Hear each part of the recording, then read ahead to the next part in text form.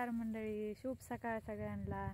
तर बघा आता आपलं इथं ज्वारी पेरलेली ना, तर ज्वारी अशी वापून आली आणि त्याला इकडं थोडं भिजवायचं होतं म्हणलं चला थोडं पाईप जोडायचा होता, म्हणलं चला पटकन जोडून यावं आणि हे करावं आपण। इथं आता ज्वारीला थोडं खाट टाकलंय, हे काय खाट टाकल्यावर थोडं थोडं, कारण त्यानं जास्त कलर येतो, म्हणजे पटपट वाढते ज्वारी।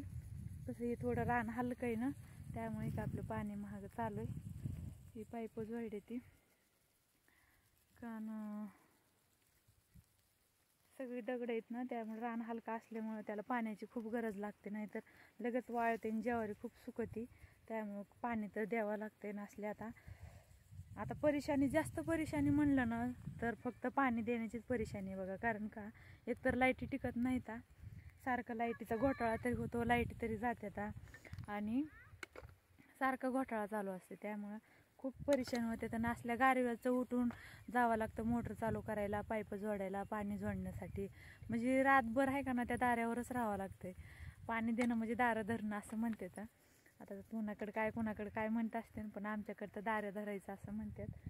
तर बघा आता ही पाईप जोडायला आणि हे काढायचं, पाईप भिजायचं झालं की आता थोडं राहिलंय भिजायचं, पलीकडच्या वाटणीत लगेच खालच्या वाटणीत जोडायचं, तिकडं पाईप लावायचा, सारखी कामं चालूच असते। तर आणि एक तर एवढे आता 9 वाजत आले तर आणि पण थंड वाजते मी, कारण थोडंसं ओली झाली होती पाईप लावताना तिथं, तर खूप गार लागायले।